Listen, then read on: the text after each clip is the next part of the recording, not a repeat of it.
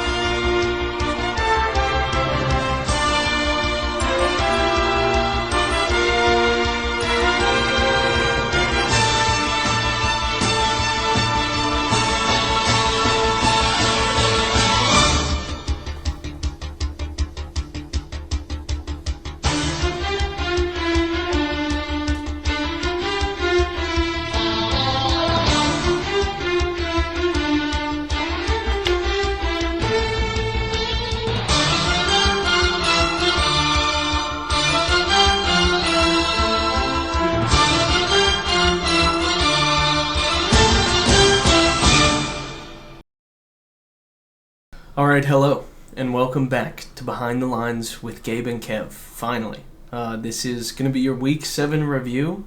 You know, we had the special episode last week. We had the whole crew on, me and the Vibe Report guys, and Tush Push Kush showed up as a special guest, but I got my main co-host back. Kevin, how you doing this week?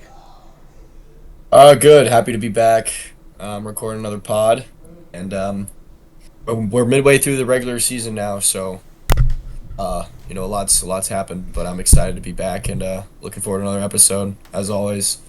Yeah, I mean, we are officially through the midway point now, and you kind of know where your team is standing, and mine's not standing in the best spot, we could say. I mean, it could be better, but there's no better way to dive in than just right here. So here we are, the Slim Reaper's Revenge Squad. We took on Swifties for Smirnoff. You know, we lost, so we dropped to 2-5, back down to 11th place. We actually get overtaken by Bennett this week.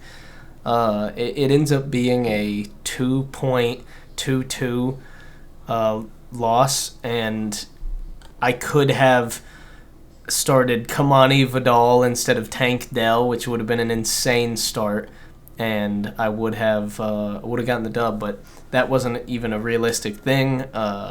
Sam had a good chance to win. He still had Patrick Mahomes and Travis Kelce in the 4 p.m. games after I was done, and he only needed like 17 points, and those guys only combined for like 13. And so I still had a 4-point lead, and all he had was, who did he have? It was Garrett Wilson in the Monday night game, and he ended up putting 13, and I had Pat Freiermuth, and so Pat Freiermuth tried to hold him off, but it just wasn't enough. Yeah, and starting out the week, you know, he had Cortland Sutton put up a donut, and I felt great going into it. It swung huge in my advantage. And then obviously in the 1 p.m. games, D-Hop put up a stick. But at the same time, the Slim Reaper himself put up a stick, and Tank Dell he put up a donut. So, you know, I didn't have anybody on my team get above 20 points. The Joe Burrow-Jamar Chase stack looked a little weak this week. I mean, they both put up great numbers, but Joe Burrow could have done better. They didn't really need to with the game script, though. For the second half, they were just trying to run the ball and in the game. Jordan Addison does 9, and it was okay. They kind of got trounced by Detroit, and it was closer than it should have been. But I think Sam Darnold throws 2 interceptions, and, you know, looking at Sam's side of the ball, the Patrick Mahomes, Travis Kelce stack continues to look very weak, combining for 13 points, like I said, but Saquon still looks incredible, 26 points from him, and that really propelled Sam. It's over a third of his points, and when you have a player like that in a matchup where both guys are scoring under 80, that's probably going to win you the week. So, Yeah, I don't have a ton to add. This is kind of a rough game. Obviously. Not really one that I can afford to lose with Swift, Caleb Williams, and Rome Odunze on bye, but we lose it anyway. Yeah, it sucks too that, you know, your opponent only gets 77 and you drop a game that is kind of a must-win. It's pretty rough. You know what sucks is that ETN was out, declared out due to injury, which is why he's in the IR here. And I made the crazy stream option to go with Tyler Goodson, the third string running back on Indianapolis, because I didn't like the way Trey Sermon played. Trey Sermon ends up only putting up like 3.5 points. Tyler Goodson got the touchdown, put up 11. And when that happened, I really thought I had it. I was like, I made all the right decisions. I did everything right. And it's still just team's not performing. I don't know what to do, but we're gonna ride. We're 2-5. Sam goes up to 5-2, and I got some decisions to make in my locker room. But here we are with our second matchup of the weeks, and I'll go ahead and throw it your way. Yeah, Bacon Switch and Baby Want Milky here. Two of the top teams in the league now. Actually, the top two teams in the This was league. I talked about Um, this. Kevin hasn't seen the Week 6 podcast because it came out late, but I did mention this. It was the Titans at the top of the league matchup, and it was also the bottom of the league matchup. We had Bennett versus Eli and Noah versus Charlie. So take it back away. So not to interrupt, Kevin. but yeah, Charlie drops his lowest score of the week or score of the season. Actually, he finally goes under 100. I think everyone's due for that occasionally. Shows that even his team can have a down week. He drops this one 128 to 98. Noah with another solid performance. Some things are going to change for Noah going forward, though, with the injury to Mike Evans. We can talk more about later, but Mike Evans does get the touchdown, so he gets one more touchdown from his stack. And Baker, I think, was like one of the top QBs on the week again. I think he's now QB2 on the season, so he just continues to perform. But now, we'll see how he's going to operate without his top two guys. Godwin out for the season. Mike Evans out for, I imagine, at least a couple weeks. He hasn't landed on the IR. So there's hope there, but he'll be out at least a few weeks. But he gets a great game from Bijan, great game from Josh Jacobs, and then solid games from Amari Cooper, Hunter Henry, and then Zach Moss and Xavier Worthy down there combining for 12. But it's enough to get 128 with 29 points from Baker.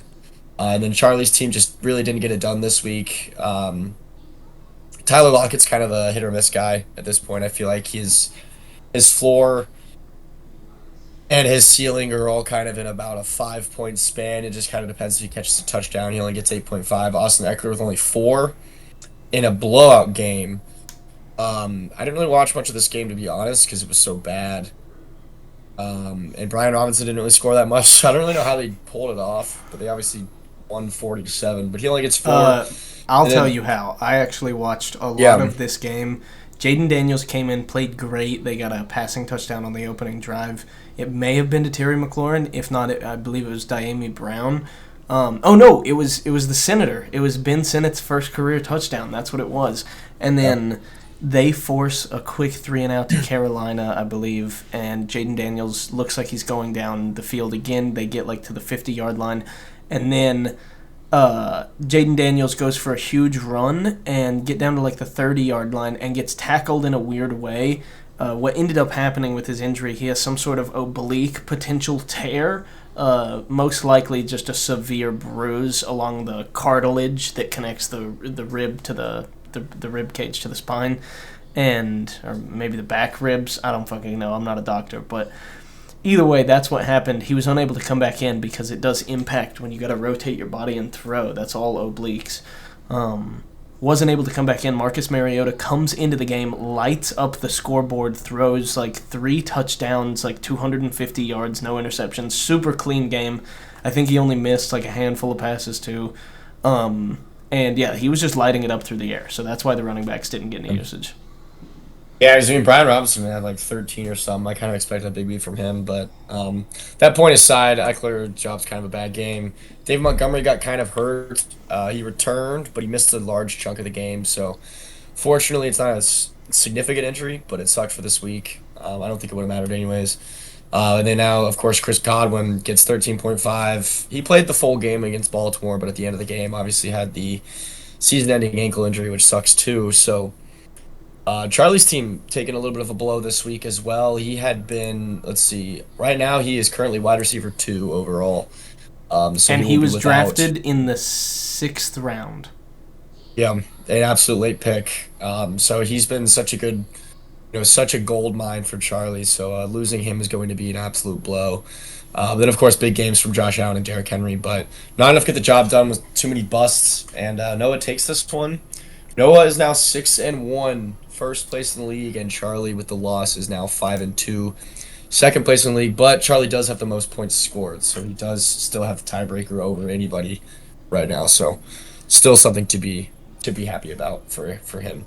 Yeah, I mean, you got to feel good if you're Charlie still. Obviously not because of the Chris Godwin injury, but your team still puts up almost 100, even with like 4 or 5 guys at the bottom of it putting up single digits. But yeah, I mean, Noah looks pretty strong. He's 6-1 in first place now. Charlie does have the tiebreaker if it gets to points 4, but Noah's looking to steal away that first round bye from Charlie, which is what I'm hoping somebody can do. I need him to fall. Just it's like the same way that I hate the Chiefs. It's just a passion. But Yeah. either way, looking at our third matchup of the week here, this was we had the Titans at the top of the league. Now we've got the Titans at the bottom. The Poop Bowl favorites, maybe before this week, you might say. And it was Bennett versus Eli, Jefferson Starship versus Marvin on my DAC.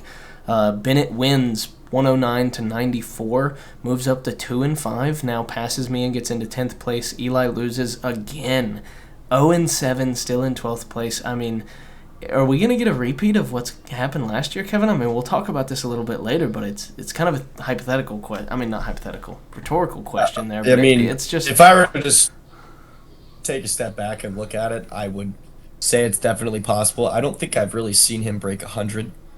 Maybe I'm sure he has once or twice, but it's been a pretty rough go of it for the Marvin on my DAC squad this season. Yeah, Say that much. Due to injuries, not necessarily even to his guys. Obviously, the big one, Tyreek Hill, his first pick. Tua goes down, and that takes away a lot of his value. But looking at this matchup here, not getting too caught up in the weeds, if we look at Marvin on my Dak's score, he streams Justin Herbert with Dak on the bye, Jake Ferguson also on the bye too, so he plays Dalton Schultz. Those two streaming options really only combined for about 18 points, and it's not really what you want out of a quarterback tight end. Obviously, tight end hasn't been all that great this season, but when you've got guys on the rest of the roster, like, when you got guys on the rest of the roster like Marvin Harrison putting up 5, Ramondre putting up 4.5, Wandale putting up 8, I mean, you need the quarterback position to really give you an advantage. He does get 17.2 out of James Conner, so it looks like that trade he made with me is, working out for him in the short term. And T. Higgins, the trade he made with Henry. T. Higgins shines with 18 points, and Kareem Hunt, the really good waiver pickup option that Eli had a couple weeks ago, puts up 22, but it still combines for less than 100, and Bennett takes this one down by 15. And if you look at Bennett's side of the ball, it was boom or bust, all or nothing. C.J. Stroud with 5 points, but then Rachaad White with finally his first good game. He puts up 30 points. I really wish I would have traded for him now. James Cook, kind of an underperformance, puts up 9. Justin Jefferson puts up 21. He does his thing. Darnell Mooney puts up 10. David Njoku, a surprising 24 points, which really propelled Bennett into a winning position here. He goes with Njoku over Tucker Kraft. Malik Neighbors only puts up 8, and Deontay Johnson only puts up 2.7, so really bad underperformance from both of those guys, but tough matchups that they had. I mean, Washington's defense isn't all that great, but Carolina's offense, has shown that it will struggle. And I believe Deontay Johnson, if I'm not mistaken, he missed a little bit of that game. I think he came out for the second and came back after half. So missed a quarter, only puts up 3 points. But yeah, Bennett's able to take it down, and Eli continues to lose. Yeah, this is a big win for Bennett. If there's going to be any chance of a comeback season, You got to get it pretty much say started. one and Yeah. yeah, you got to start somewhere, and obviously this is a good place to start. So, 1-6 is, I mean, that's season ending. I pretty much would say, and 2-5 is still a little bit of light at the end of the tunnel, not completely dark yet, but it's a very, very crucial win to have, obviously. So, congrats to Bennett for the win, and Eli, I'm sorry. They have chances have got to be pretty much at 0 at this point. So, I mean, we did say you can get in with 7 wins. So, Yeah, maybe not quite yet. if he went on a crazy run, it's possible, but he's definitely on the outside looking in. Looking at Absolutely. our 4th matchup here, I'll throw it your way. So Riley Reid option versus Phoenix Rising. This is kind of a brutal one as well. A lot of these games are, honestly. Fantasy sucked this week, as I said earlier. Tao versus Henry here, 90-69 is the final score. Tao wins this one with only 90 points by 21 points. Henry drops the week low, so he owes a beer chug, as everyone's aware. And we And will I see believe he'll that be at the doing that. wedding. Yep, he'll be doing that Friday night, I assume. Maybe Saturday. It doesn't really matter to me. One of those nights he'll be doing that for us. Um, but yeah, Tao with the win moves to 5-2. Henry falls to 3-4. Now ninth place. Tao now third place.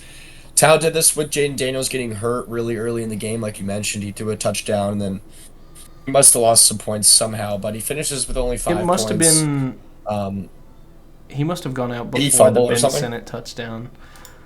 Yeah, maybe so. I'm not really sure. I have Jaden Daniels in Dynasty too, and I could have really used him this week, but Yeah, he he didn't did get the not throw a touchdown. touchdown. So it was Marcus The first Mariota drive, who threw Ben Senators touchdown. yeah. Yeah, he So went the he went only 2 for 2 for 6 yards, and then had the huge rush, 3 carries for 50 for yards, 50. and then got tackled. Yeah. Yeah. So there's the 5 points is that 50-yard rush. But a terrible game from Jaden Daniels. That's probably a big portion of the reason why Tal struggled this week. But he puts in Joe Mixon. Joe Mixon's been great. He's coming back from his injury. He puts up 26 there against Green Bay. And a game that they lost, CJ Stroud was really, really bad. Joe Mixon, I think, had 2 touchdowns. Yeah, he must have had two or maybe even three, honestly. I'm not really sure. But he had a lot of points. Tyler Algier was disappointing. The entire Atlanta offense was disappointing. They just really didn't look like they wanted to play football this week for some reason.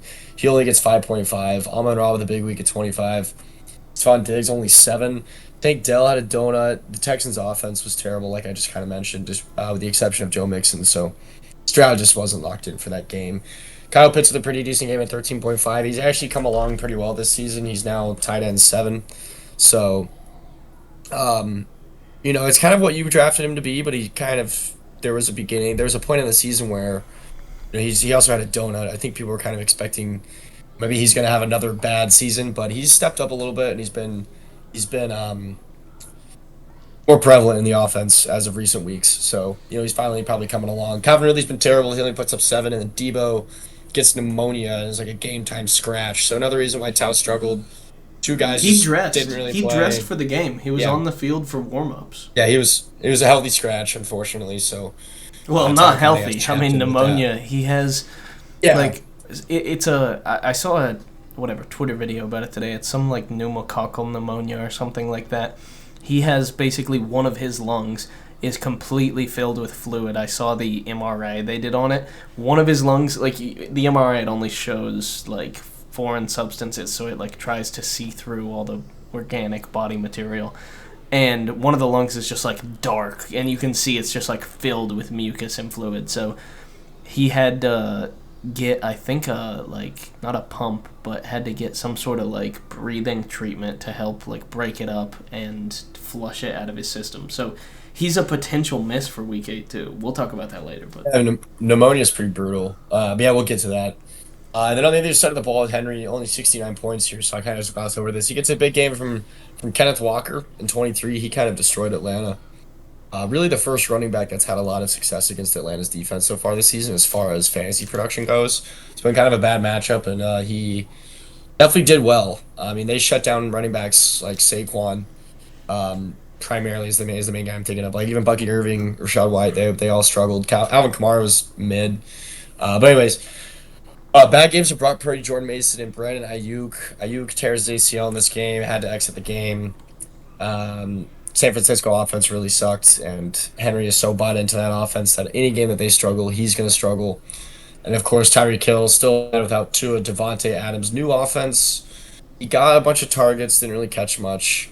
Only puts up 6, but a tough loss for Henry here. 69 points. Definitely disappointing. Tal kind of gets lucky with a pretty easy win here. Sure Henry's hoping he can bounce back next week though with a much stronger outing. yeah, and I think Henry's roster is really good. I think the 3-4 record doesn't really tell the story. I wish my roster looked like this at 2-5, but like you said, he's bought in so hard to the San Francisco offense. When they struggle, he struggles, and they have struggled a lot this year so far. I mean, you have not had a ton of good games out of really anybody, and Jordan Mason might be the most consistent player on the 49ers offense besides Kittle Yeah, Kettle. like this season so far, and so obviously he's suffered a little bit there. And then you pick up a lot of, or you don't pick up, but you have a lot of like explosive or nothing pieces. Like Devonte Adams at this point in his career, you saw it on the Raiders, and obviously it's a much worse quarterback situation, but he had some incredible boom weeks where he goes off and it's like vintage Devonte Adams, and then he's kind of overshadowed. Either the defense double covers or he just isn't able to get his thing going. And with Tua out, it's the exact same. I mean, it's worse with Tyreek Hill, honestly. He hasn't, I don't think he's put up more than like 16 points this season without Tua. So it's Been bad. it's been tough going there.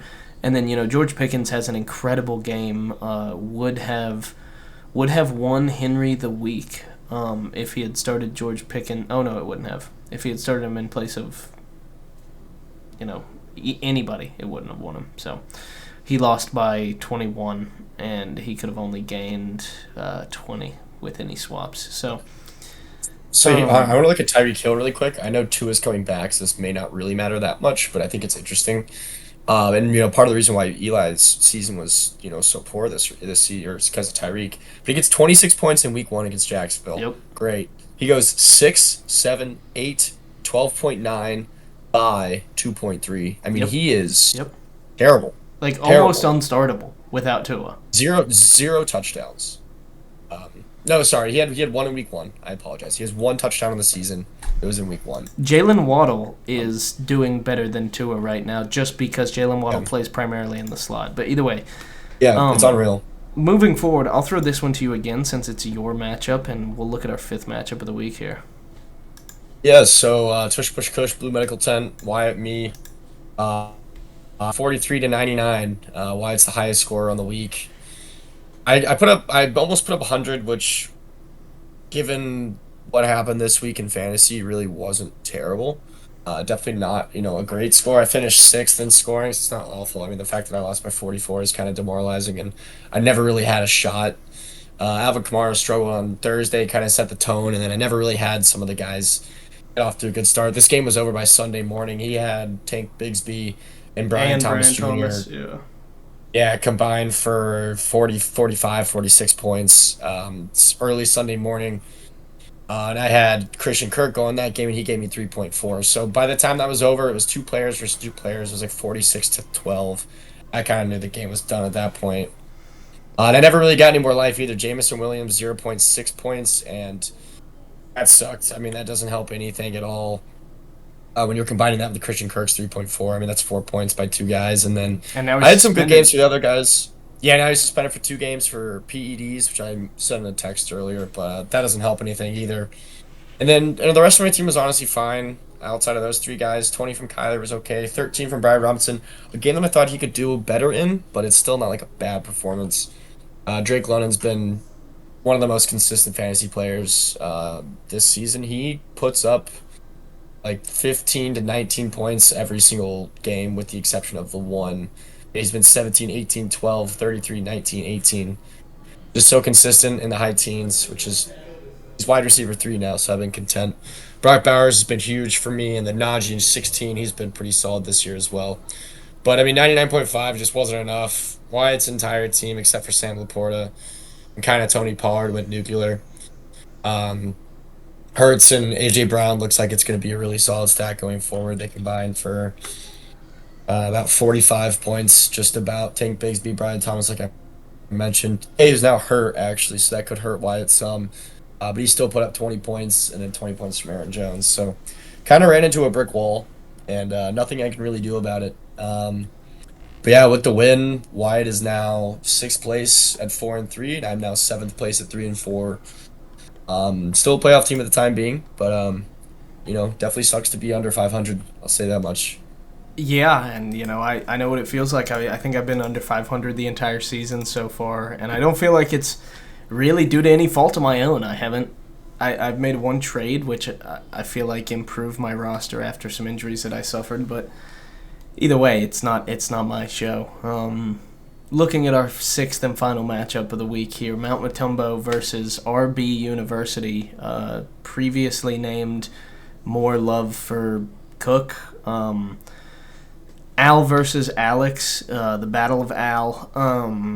3 and 4 is what Al falls to, and 4 and 3 is what Alex rises to. He wins by 20 points, 125 to 105 is the final score. And going ahead and looking at Al's team here, Lamar really shines, puts up 44.44, about 40%, maybe a little bit more of Al's total points for the week, and he's quarterback one. He looks incredible. Zay Flowers, unfortunately, does not, and it seems like they are going to continue to run the ball as much as possible, whether that be with Derrick Henry or Justice Hill, and even passing to Justice Hill a lot, or Lamar. And then when they do pass, especially in the red zone, it usually goes to a tight end. So, unfortunately, Zay Flowers has been kind of a bust this year. Looking at the rest of Al's team, though, Kyron Williams has been a real star, a real highlight of his team. Terry McLaurin has been a huge boom compared to where he's been drafted, and Jaden Daniels has been a big part of that.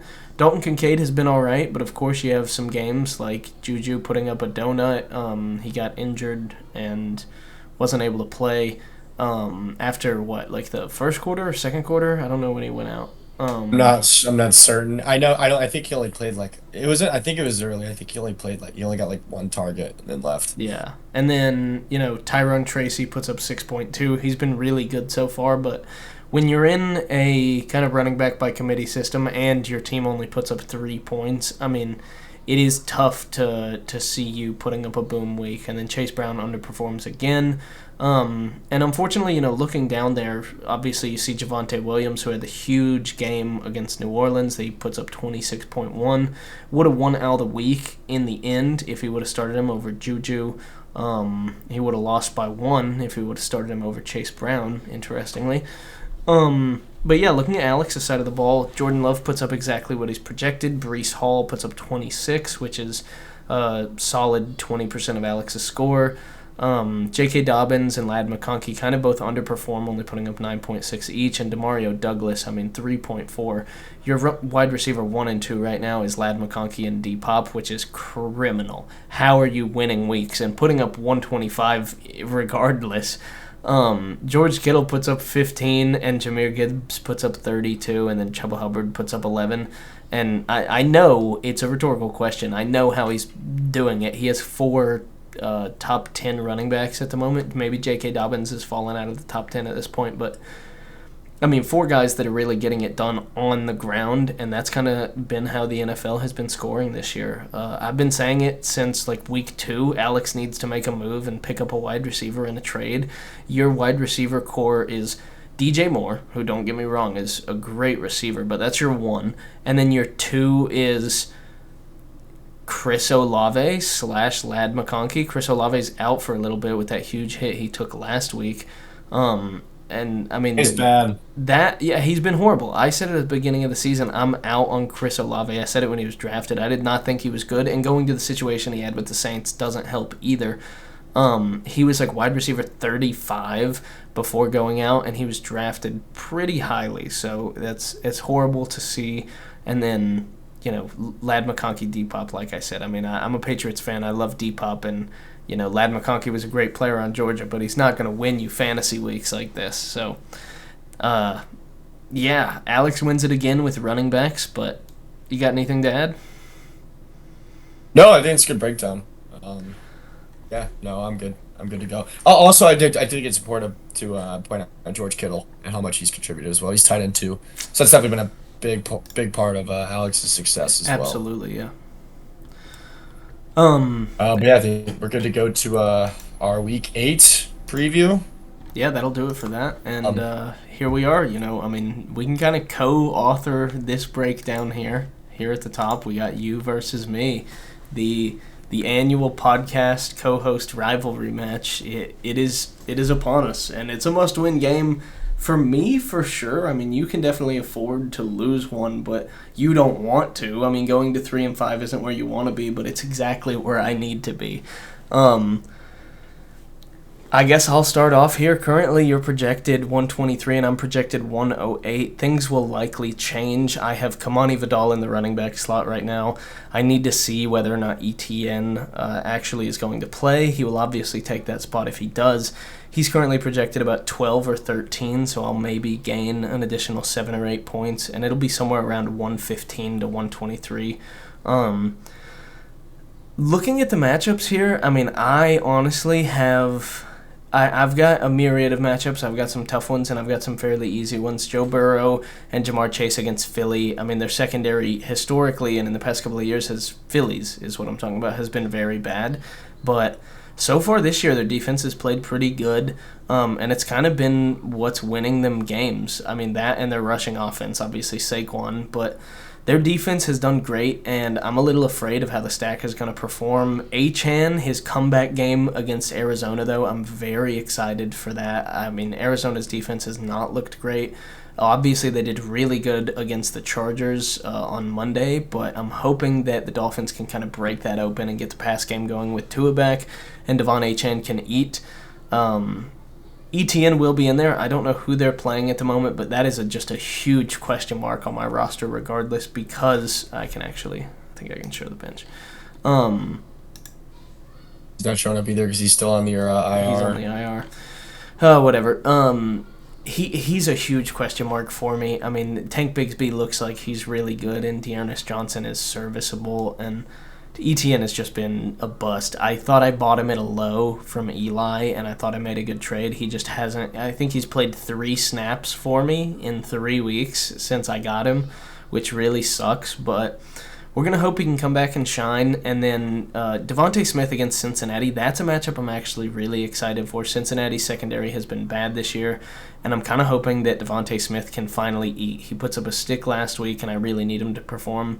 And then we got a couple of middling matchups there throughout the bottom. Pat Fryermuth against the Giants. I'm hoping just for pure target volume, get his usual 8.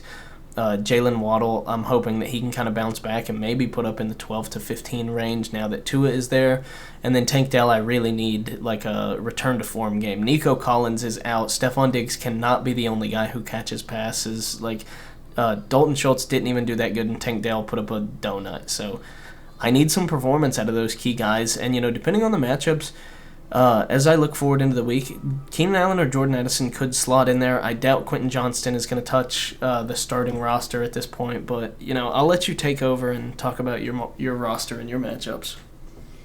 Yeah, you've actually got some pretty good matchups down the board. It's kind of frightening me, and based on the luck that I've had this season, as far as like my fantasy opponents going, I feel like we're in for maybe another high scoring game. Or at least I'll have to, overcome a high scoring game. But yeah, looking at my team here, Kyler against Miami, kind of on the other side. You've got 2 games or 2 players for Miami in that game. And I've got, of course, Kyler against them. So, if that game does become kind of a shootout, at least I have the QB for one of the teams, so that's nice to have.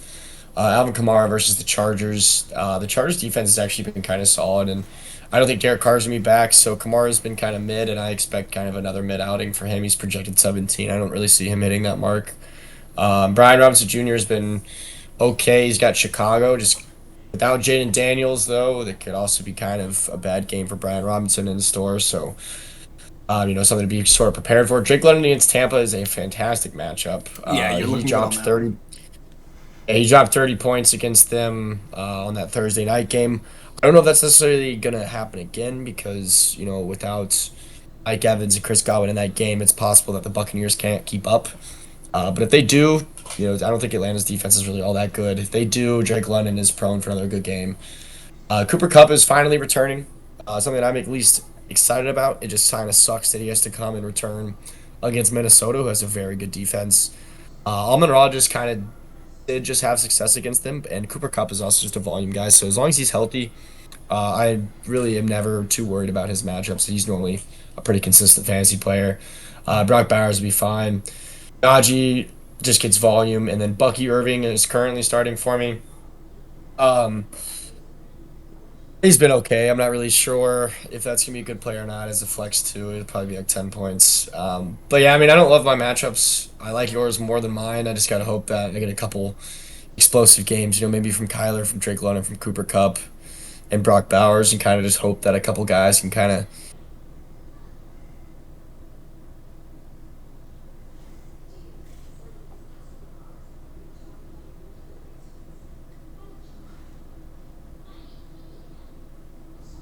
We lost Kevin. Did I just connect? Oh, you're How back. much did I miss there? I heard the Um, volume go out. You started talking about. Sorry, I was matching your pose. You started talking about. You were kind of scared about my matchups, and you were. It seemed like you were Okay. closing out, like maybe the last 15 seconds. Yeah, I was just saying I'm dying for a 30 bomb, and I think I might need one from someone. So I'm overdue for a big game from a guy. So hopefully this is the week. But yeah, as you kind of mentioned earlier, I don't necessarily need the win, but 3-5 is, not really an ideal record. I mean, of course, you're trying to get to 3-5. Going to 2-6 is rough.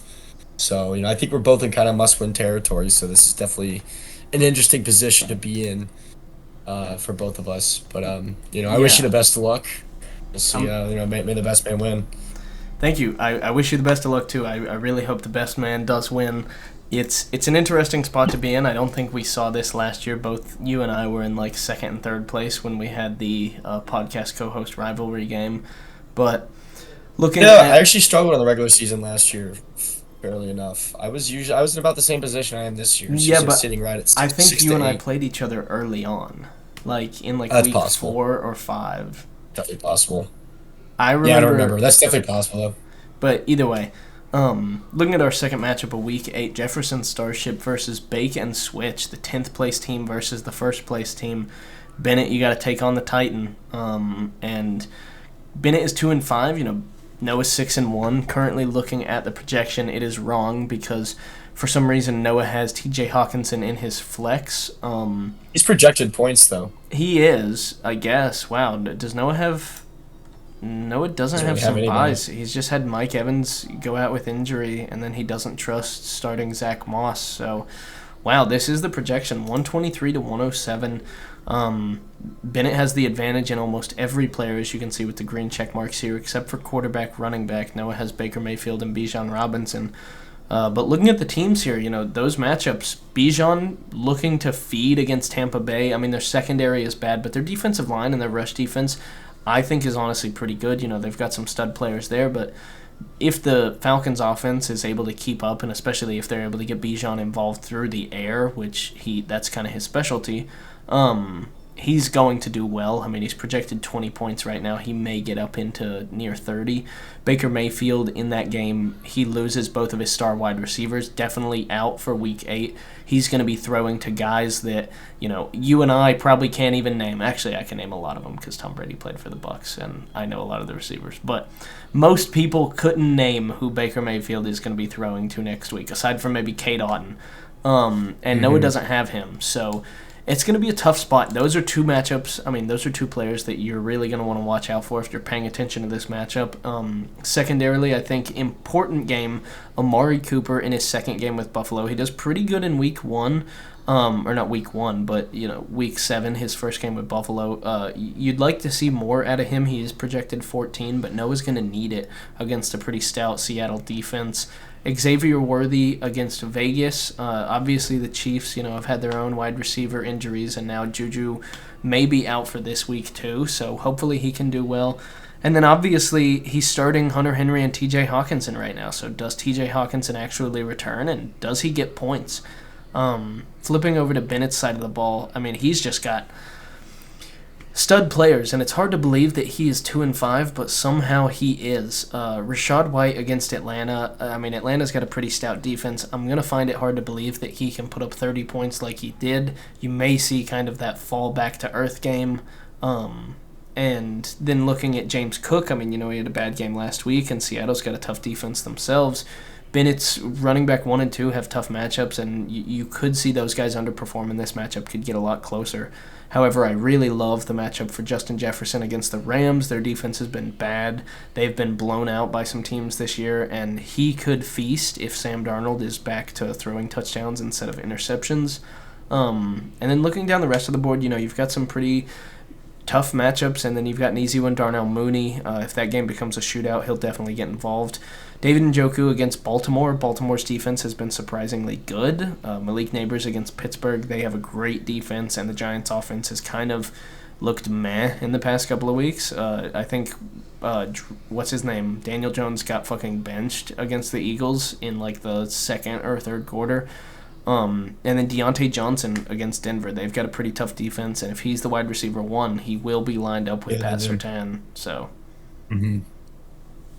Yeah, this should be a good one. You mentioned it briefly, but Darnell Mooney also had a 30 bomb against Tampa Bay. Him and Drake London both. I don't, like I said kind of earlier, I don't think that's necessarily going to happen again, but it's possible. But Noah also has Baker, so if they're going to keep up, Baker's in a big game as well. So it should be an interesting one. And it desperately needs to win this one. Noah can obviously afford to drop one, and I think we'd all kind of like to see Noah drop definitely. one, just to be honest. Yeah, maybe tighten up the standings a little bit. Um, but yeah, up at 6-1, I mean, you and me don't really have too much of a chance of getting to him. So maybe it's almost better for us to cheer against Bennett. I'm not really sure anymore. Yeah, honestly, we Um, may want Bennett to lose to have easier competition to make it into the playoffs, but exactly. I feel like at this point, Noah's kind of a lock to make it. You kind yeah. of just cheer for the top to keep shoving the people down below. But best of luck to those guys. Should be a good matchup.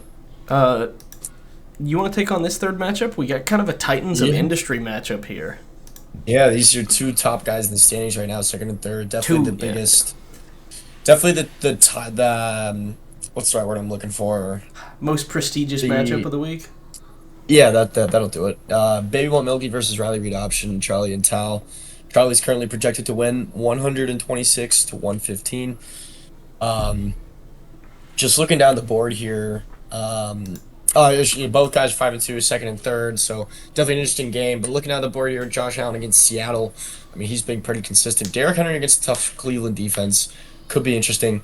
Joe Mix is actually projected more points for Tal than Derrick Henry, which is interesting. Derrick Henry's the He's been RB1 of the season so eating. I far. mean, yeah. Yeah, he's been unbelievable so far. He just dropped another 30 bomb or something, I right? guess Joe Mixon has been He just averaging got 22 though. He's just been missing some 25. weeks, and Yeah. Indianapolis's defense is pretty weak. So Yeah, Derrick Henry had 10.6 in week one, and since then has not had under 16 points, which is unbelievable. He's had two 30 bombs and two games at 25. He's been unbelievable. I do expect him to have another good game against Cleveland. That game could also be a blowout. Um, and if they get ahead, he'll just get more volume. So yeah, David Montgomery, we'll see how healthy he is. Coming back from kind of a weird injury, kind of had him sidelined for most of the game.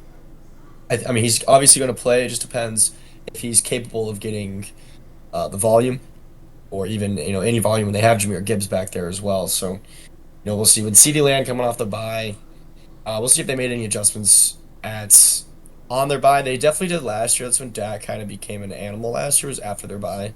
So maybe CeeDee Lamb starts bouncing back. He's been kind of a disappointment so far this season. Jackson Smith and Jigba and Tyler Lockett both against Buffalo. Kind of just it's a high pass volume offense, and they're going against Buffalo, who's a good offense. So I think they'll be throwing the ball a lot. Definitely could get some points there. Evan Ingram and Austin Eckler there to round it out. Um, Looking at the other side of the ball, Tal's got Jaden Daniels, who I don't think is going to play this week, genuinely. He doesn't have another QB, so kind of a really big situation unfolding for Tal here. He's obviously been riding Jaden Daniels, shirt tail all season, which obviously he should. He's been great. But now he's without him, so we'll see how he responds and see how he's gonna navigate this situation. I don't think he's gonna play, so that's definitely a tough loss for Tal, not being able to have his QB there, who's QB5 on the season. And he's been great. But like we kind of mentioned, Joe Mixon against Indianapolis is a terrible defense, so he should be able to ball out. Tyler Algier, this is a matchup that I think that you're gonna want pieces in. We've already spoken about it, Tampa Bay and Atlanta, and we'll see if he's able to get a bunch of volume or even get in the end zone. Amon Ra against Tennessee, Diggs against Indianapolis, Kyle Pitts again. He's doubling up a bunch here, twice I guess. Two Atlanta players, two Houston players. Then Ridley and Juwan Jennings. Juwan Jennings is an interesting play with Brandon Ayuk is obviously gone now. We'll see if Debo plays, but even if Debo does play, I still think he's a definite startable asset. We'll see if Debo's gone, Juwan Jennings is going to eat. So that's a guy to keep an eye on. I think kind of a low key keep an eye on him. But I think Jawan Jennings could come in huge for Tal. If he's going to have a chance, it'll probably be with him. So yeah, big game here. Both 5-2 guys trying to get to the top. But we'll see. May the best man win. This should be a good game though. Yeah, I mean, I don't want to call this matchup of the week because I think there are too many question marks involved. Charlie may decide to start one of his guys on the bench. I mean, Chicago's got a good defense. You could see Mark Andrews kind of pop off. He may choose to start him over Austin Eckler in that game. He could also start Ray Ray McCloud. I mean, like we said, that game's probably going to be a blowout for Atlanta. I doubt that Tampa Bay is going to be able to keep up with the injuries that they've had at receiver. And then looking at Tal's side, Juwan Jennings is a question mark at the moment. He's suffering, I believe, still that same hamstring injury he had a couple weeks ago that kept him sidelined in Week 7. Jaden Daniels unlikely to play, and Tal's going to be looking on the waivers for a quarterback. There are a couple of decent options out there. Geno Smith, who I believe is quarterback 10 at the moment, and Drake May, who is averaging 22.5 points per game. I mean, Drake May looks good, folks. I'm a Patriots fan. I'll say I'm a little biased, but Drake May. But yeah. Good for fantasy because he can run. They're still getting blown out. Yeah, absolutely. I mean, I love us getting blown out. We'll get a better draft pick, but either way, there are no draft picks involved in this fantasy matchup. This is win and get to second place, maybe even overtake Noah for first if he loses this week. So not a must-win for both of these guys. They can definitely both afford the loss, but this is one that if you're in that top 3 position and you're trying to fight for the first-round bye of the playoffs, this is one that you kind of need to win. You're halfway through the season. Winning a head-to-head matchup against somebody else who is also competing for that bye goes a long way. Yeah, I think that's a great point to bring up. I think it's less about the win and more about trying to get the bye. Yeah, absolutely. That's a great point. Looking at our next matchup here, this is one where, there is one person in this matchup who is in desperate need of a win. We have Marvin O'Mydak versus Tush Push Kush. The current projection is 117 to 111 in Eli's favor, which is good. He's 0-7 in 12th place, as we know. Wyatt got the win last week, moves up to 4-3 in 6th place. And if we look at the roster here, you've got some interesting matchups on both sides. I don't know. Wow, he's at the moment. Eli is seemingly going with Justin Herbert for the start over Dak Prescott. Definitely has the better defense matchup, but I don't know. The Chargers' offense just looks so bad through the air. They score so many of their touchdowns on the ground.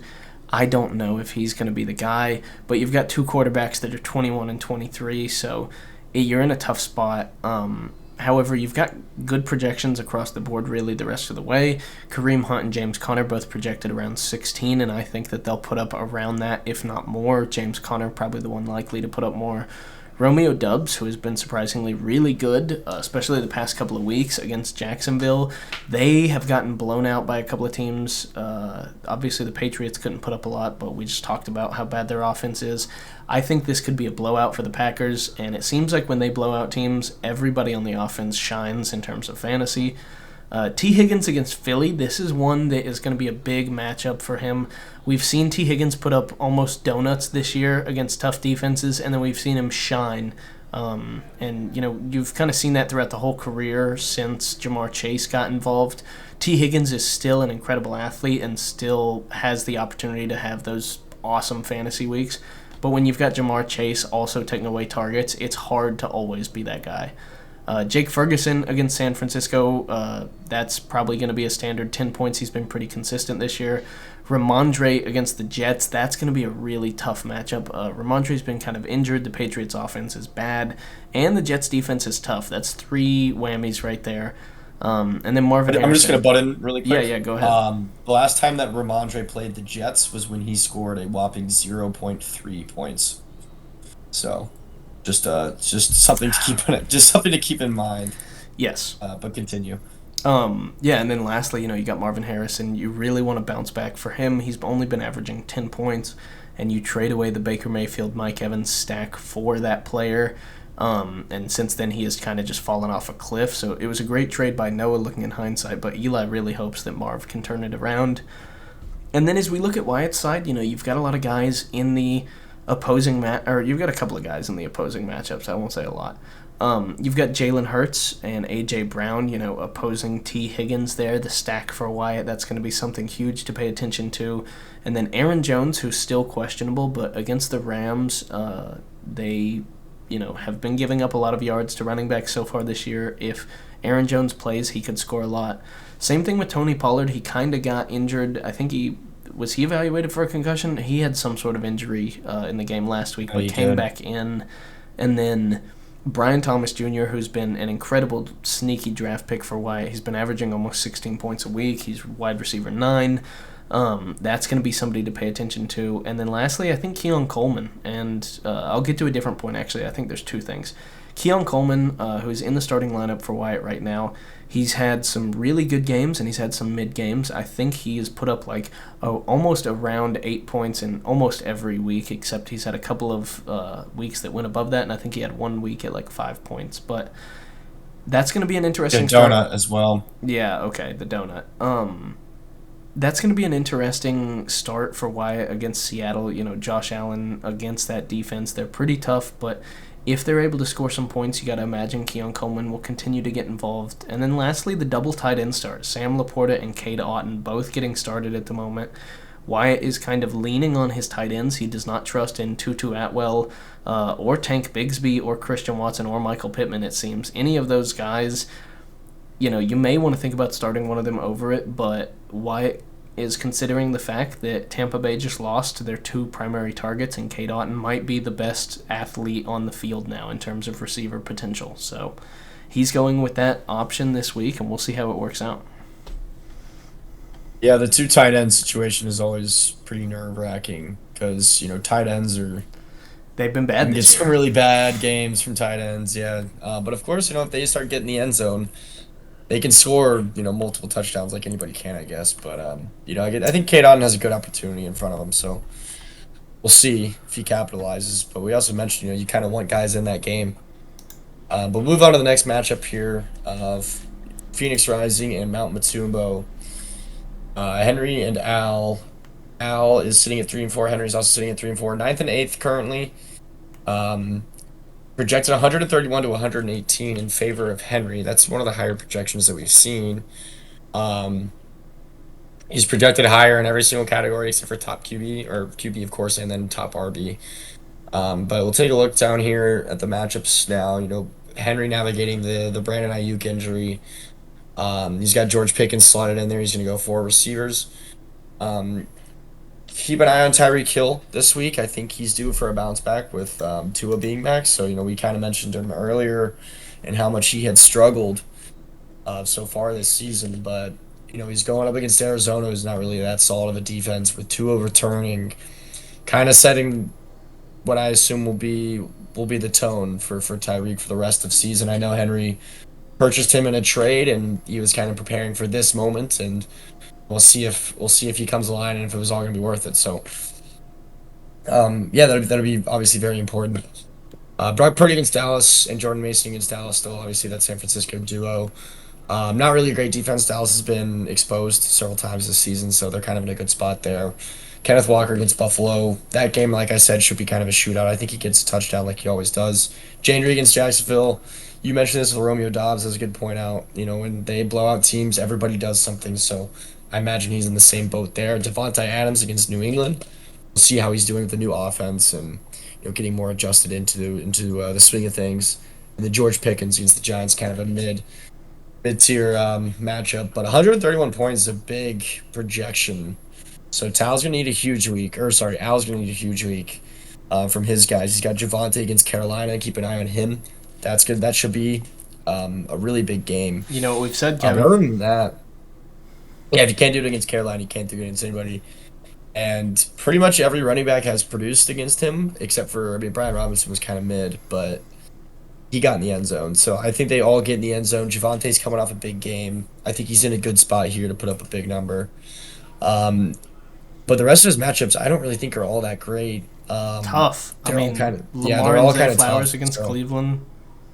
yeah, and Zay Flowers is coming off kind of a little bit of an injury, so he's questionable right now. We'll see if he's going to play. I think Lamar's going to be fine because he's Lamar. He is I Lamar. don't think Zay. I do not think that Zay is going to be fine though. Is kind of what I'm reading from that situation. So I don't think it'll be a good game from the stack. It'll just be a good game for Lamar. Um, but I mean, he's averaging 25 fantasy points a game. Like he's been unbelievable. I don't really see that stopping just because he can get it done on the ground so well. And that game should probably get out of hand because I don't think Cleveland's offense can really keep up, and they'll just run the ball. Unless they go away to Derrick Henry, then, that could get a little bit dicey. But yeah, I mean, as far as matchups go, this is just kind of rough for Al. I do kind of lean Henry just because of the matchups, but anything can happen at this point, of course, and we'll see how Al can see if Al can show up. Yeah, I mean this is kind of your battle of the bottom 75 or the bottom quarter mark of the league. Both teams 3 and 4, eighth and ninth place respectively.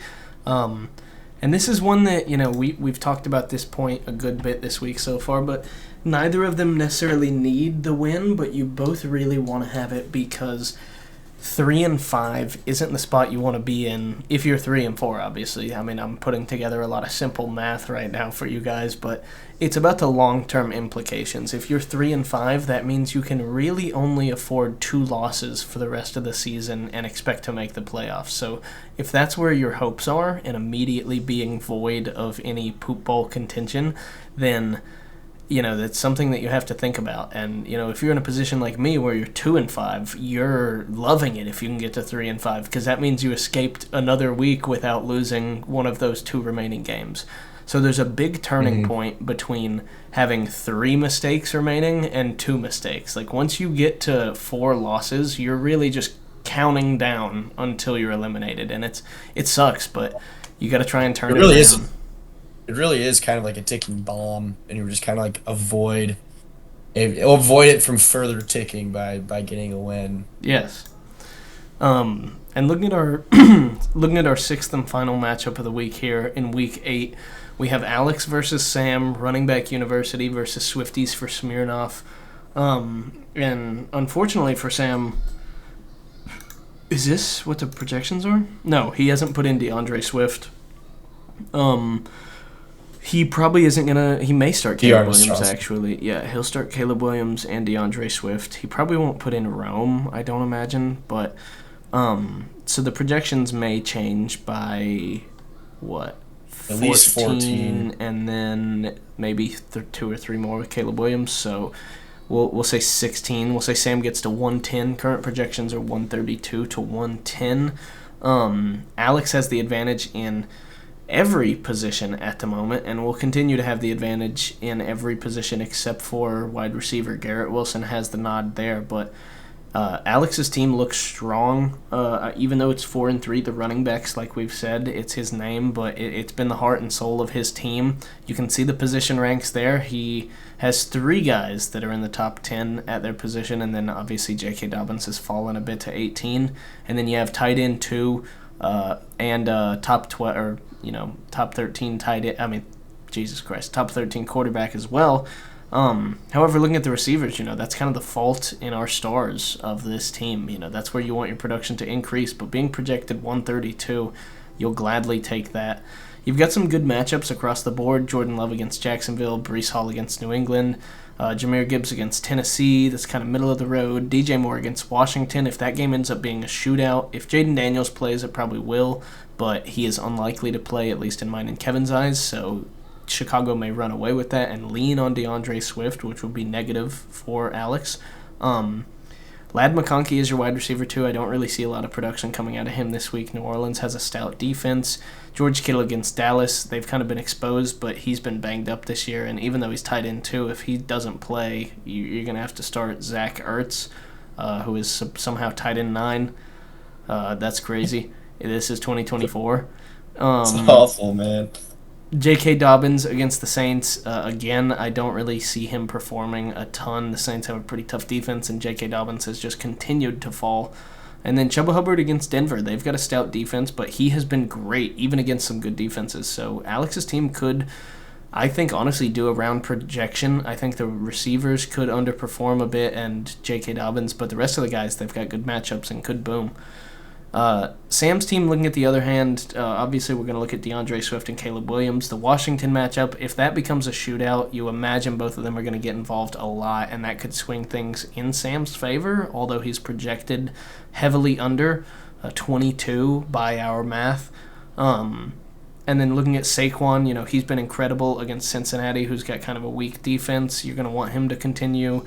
Garrett Wilson against New England, he has averaged 15.8, but honestly, I mean, he is wide receiver 5, but I feel like he's been a little bit disappointing this year.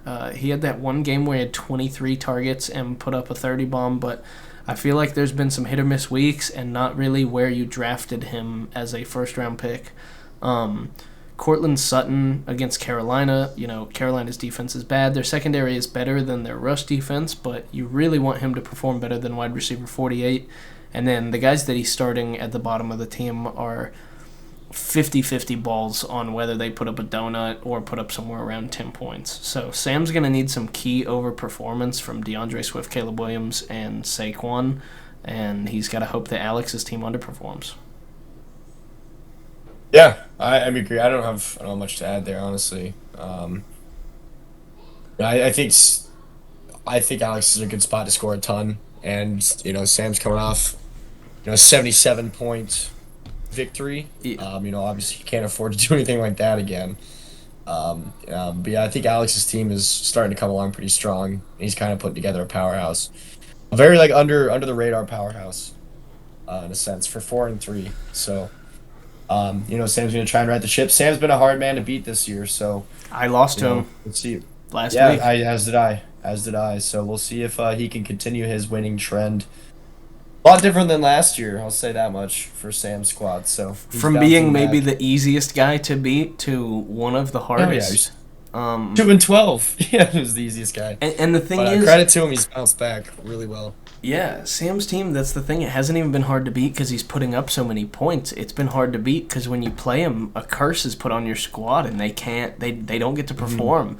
I think he has the lowest points for or points against in the league and the lowest points for, or one of the, maybe not the lowest, but he has the lowest points against. His points for is okay. But it's definitely the lowest points against, which is something to note. But, it's kind of like the natural regression of things. Last year it was so insanely high. This year it's back to sort of, it's insanely the pendulum low. You're kind swing. of getting, exactly. So your luck is in your favor one year, and then it's not the next year, or in his case, last year it wasn't. This year it is. We've seen the pendulum swinging in many ways this year. Unfortunately for Eli, it swung even further out to the left in the negative sense. He's a former Poop Bowl loser. He did pretty good last year, I think, finishing in the top 5. And in the playoffs. Yeah, he was definitely in the playoffs, maybe top 5 finish. And then this year, 0-7 start. And then on the other hand, Charlie, the Poop Bowl loser last year, starting out 5-2. Yeah. Yeah, I mean, that's just how the pendulum swings, and that's how the cookie crumbles. But that'll do it for your roundup, and we'll just go ahead and jump in here and do our injuries really quick, and if we have any things of note that we'd like to talk about.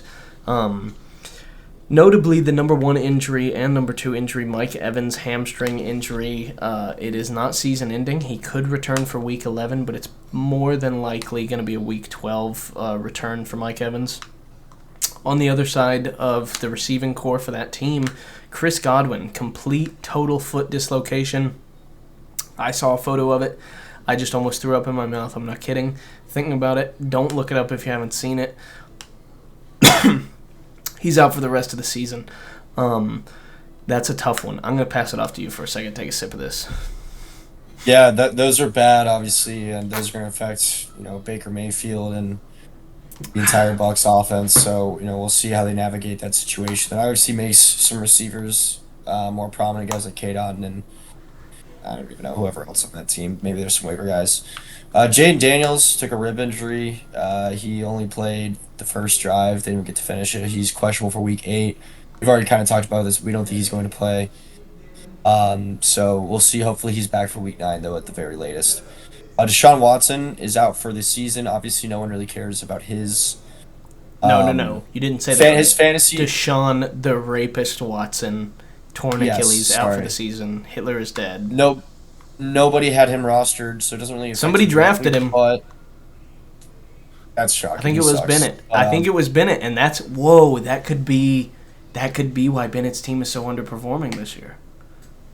Can we fact check that he was drafted by I'm him? almost certain because I called it out on draft night at Okay. at our place. I'm pretty sure. But yeah, so he's out for the season. We'll see how this affects the rest of the Cleveland offense, good or bad. Probably more good than bad, to be quite honest. Jameis Winston's gonna be the starter. With Dorian Thompson Robinson's also hurt, so He was drafted 152nd overall by Jefferson Starship. okay. And that's what, like the 12th 13th round or round. so, Yeah. 13th round, yeah. So That's I what mean, you at least it get. was a late pick, I guess. Yeah. But I'll throw it over to you for the next couple. Yeah, where'd you get to? I just finished Sean. Oh, okay. So yeah, obviously this is a big one. My roommate suffers a major blow. Brandon Ayuk, not my roommate, Henry, suffers a major blow. Brandon Ayuk torn ACL out for the season. Um, it is unfortunately a huge blow to the San Francisco offense and a huge blow to Henry's offense. We'll see how they can both bounce back in the wake of that. Debo Samuel, as we mentioned, out with pneumonia. He may miss Week 8 as well. You'll want to monitor that. DK Metcalf with an MCL sprain, likely gonna miss Week 8. He may miss 1 to 3 weeks. There are some severe cases where you can miss up to 6 weeks, but it wasn't any sort of impact play. It was on the play where he kind of got tabletop turned upside down. When he landed on the ground, it made his knee swing around in like an odd direction. It looked really weird and painful, but at least it wasn't like running into a guy at full speed, how you sprain your MCL. So everything that I saw in the reports said that it seems to be a pretty minor case, and DK has not been one to shy away from playing through injury, so he may only miss 1 week. Zay Flowers, high ankle sprain. I have no update on this. I see that he's questionable for Week 8, but I have no idea what the verdict is. He has not been performing well anyway, so it may not be a big factor.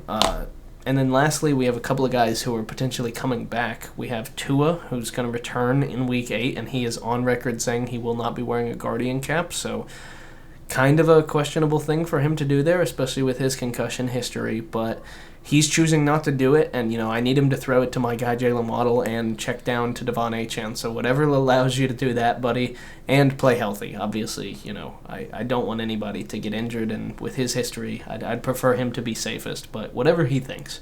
And then the last two I'll let you handle.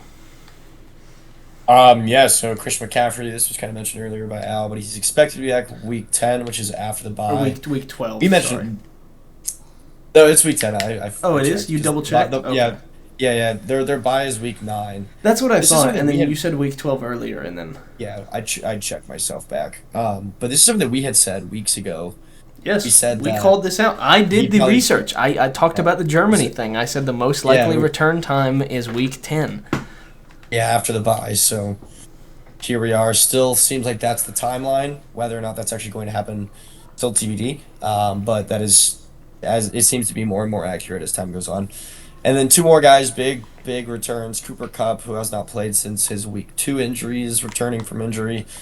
And then Jonathan Taylor, who has missed 2 weeks, I think 2 weeks now, Yes. is also returning this week. So, um, two very notable players that are returning, powerhouse players or star players, and then of course Tua and what he brings to the table and opens up for the other star players that are on the Miami offense. So, a lot of injuries, but at least some guys are coming back to sort of spark some flames. But Yeah, more and guys exiting than coming back, I fear. that's what I was about to say. I feel like we've said this many times this year, but the injuries this year, especially the season-ending ones, I feel like Yeah. so many. Like, before last year, I had never even heard of guys tearing their Achilles as a season-ending Yeah, injury. it's happening a lot now. And it happened like 6 It's all times. QBs too, which Yes, is weird. and I don't know what it is, but it's insane. Like, so many guys are starting to rupture their Achilles. We've seen a ton of ACL and MCL tears, sprains, whatever. And you gotta imagine it's something to do with that turf field that they tried to bring up last year and the NFL kind of shooed under the rug. But either way, yeah, that'll do it for our injuries. I didn't really plan any talking points this week, but it is our midpoint through the season. This is kind of where you know what direction your season is heading. Unfortunately, mine looks to be heading in the wrong one, but I'm going to try and turn that around and right the ship, maybe get a trade or two in, and a couple of free agent pickups on waivers. See if we can right the ship there. You are not in the similar boat. You're technically on the inside looking out at 3 and 4 in 7th place, but you would love to be positive right now. You'd love to get back to 500, and you'd love to really secure that playoff spot here over the next 3 to 4 weeks, get a couple of wins there, and improve your chances tremendously. Yeah, it's obviously fortunate that I'm under 500 yet still in the 7th seed spot. I do have the tiebreakers, That's so what that's that's part of what it. points four There will do are for you, ladies and gentlemen. Yeah, Yeah, there are 3 of us at 3 and 4, but the fact that that's the playoff team and that's under 500, I mean, I'll take it. That's all that matters is just getting in. That's what I did last year. I just got in. got to make the dance. Team gets healthy, Yeah, team gets hot. Yeah, exactly. But I mean, there's a lot of people that are still on the fringe. Couple people that are starting to pull away, but there's definitely a lot of spots open. So we got to hunker down. 7 more weeks. Just get to the dance, and then anything can happen. So I'm excited for a second half of the season. It should be a really fun one. absolutely. I Wait, can't wait, wait, we wait. have a trade alert, trade alert. No, I just pushed it through. Oh, okay, okay, This trade happened earlier today. I just pushed it through. I forgot to do okay. it pre-pod. It was. I just got. We can do a little Sorry, debrief I of just it. I just No, got the notification. no, you're good. You thought it was happening live. Yeah, I didn't realize it was an older one because I just saw the check mark and I was My like, bad. But yeah, I'm very excited to get into the second half of the season. Obviously, the first half has not gone the way I wanted. I'm in 11th place, right above Eli. I think it's safe to say that. Actually, I'm not. I'm not going to say anything. I am just looking to turn around my season and start to get some dubs and climb back to 500, and then maybe have a chance at making the playoffs. But I need to build a roster that can win games, regardless of what games they are, whether they be regular season, playoff, or poop bowl playoff. I need a team that's going to win games at some point. Yeah, I will say that we can do a little trade discussion here. Just give our quick thoughts on it. Cortland Sutton and Travis Kelsey go to Wyatt, and Sam receives Sam Laporta and Michael Pittman Jr. It's an interesting trade. I feel like Sam is trying to divest some of his capital that he has in the Chiefs at the moment. He already got rid of Xavier Worthy, and then he got rid of now Travis Kelsey, and the only guy he has left is Patrick Mahomes. He picks up Sam Laporta, breaks up the Patrick Mahomes Travis Kelsey stack. Pretty interestingly, I mean it's been cheeks this season. Let's be honest. Compared to how it has been in years past, especially year one of the CCFL, it has night and day.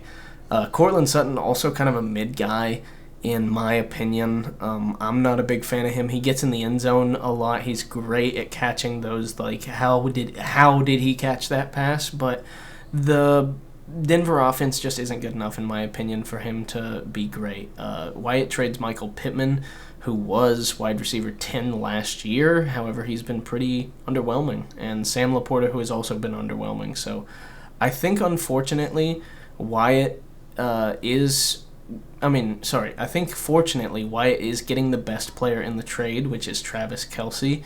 But I think Sam is picking up 2 more explosive players. So it's going to be interesting to see how this plays out. Wyatt drops Rashee Rice in order to make this move happen. Salute. And yeah. Yeah, RIP. Yeah, we'll see what Travis Kelsey does now. I mean, now that literally all the Chiefs players are getting hurt except for like Xavier Worthy, but Yeah. that was the case last week and he still sucked. So see if he turns it around. But yeah, that'll do it for me. I've got nothing else Yeah. to add on at this point. No, that's it. I Um, mean, we're halfway through, fellas. I hope you've enjoyed your first half of the season and your first half of the Behind the Lines podcast with Gabe and Kev. We both wish you the best of luck, as we wish each other the best of luck and hope the best man wins. Kev, Absolutely. I wouldn't want to be paired up with anybody else midway through the season. Great way to kick off the second half, and Yep. Yeah, cheers, best of luck, and looking forward to a great weekend coming up here, celebrating Wyatt's wedding. So shout out to Wyatt. absolutely Congratulations, of shout out course. to But Wyatt. we will all be together this weekend, so should be a good time. And see you guys then. Yeah. See you, fellas. Cheers.